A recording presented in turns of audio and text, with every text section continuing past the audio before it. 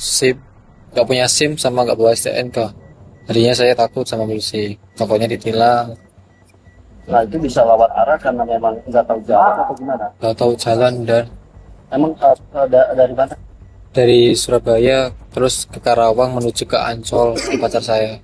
Hafiz Mahendra, pengendara mobil yang menjadi sorotan karena melaju melawan arus di Jalan Gunung Sahari, Sawah Besar, Jakarta Pusat pada Rabu 25 Februari 2026, ditetapkan sebagai tersangka oleh kepolisian. Tak berhenti di situ, polisi juga mendalami temuan beberapa plat nomor palsu dan senjata tajam. Bagaimana kelanjutan kasus ini dan apa modusnya? Kita bahas. Untuk pemeriksaan terhadap pelanggaran dugaan yang menyebabkan terjadinya kecelakaan lalu lintas itu sendiri sudah kami nyatakan selesai. Kepadanya kami tetapkan sebagai tersangka dengan jerat pasal 311 ayat 1, 2, 3. Ini masuk semua dengan ancaman hukuman 4 tahun dan denda 8 juta rupiah. Nah, untuk selanjutnya kita terus melakukan pendalaman dengan melimpahkan ke Satreskrim Jakarta Pusat terkait dengan temuan-temuan barang yang ada di dalam mobil tersebut. Saat mengamankan Hafiz, polisi menemukan beberapa plat nomor palsu dari Jakarta, Bandung, dan Surabaya, serta golok dan pisau juga senjata api mainan. Sementara dari hasil cek fisik, nomor rangka dan nomor mesinnya itu sangat tidak identik dengan TNKB yang terpasang. Atas temuan plat palsu dan tindakan melawan arah yang menyebabkan kecelakaan lalu lintas, polisi mengendus gelagat tak biasa. Bukan sekadar panik karena takut terkena razia, polisi menduga ada beberapa modus di baliknya.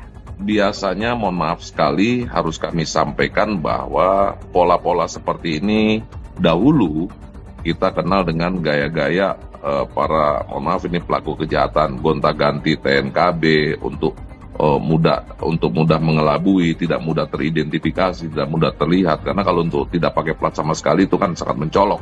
Makanya diganti plat sembarangan untuk mengetahui. Kemudian pola seperti modus berikutnya yang biasa digunakan ini adalah kendaraan-kendaraan nunggak leasing biasanya. Ya, gonta-ganti plat supaya tidak terdeteksi. Kemudian juga kendaraan-kendaraan yang biasanya terjadi di kota besar seperti menghindari ganjil genap. Nah, ini biasanya gonta-ganti plat. Ketua Presidium Indonesia Traffic Watch Edison Sihaan Kamis 26 Februari menyebut pengendara yang ugal-ugalan di jalan harus ditindak tegas. Hal ini perlu untuk memberikan efek jerah karena tindakan ugal-ugalan dapat membahayakan diri sendiri maupun orang lain.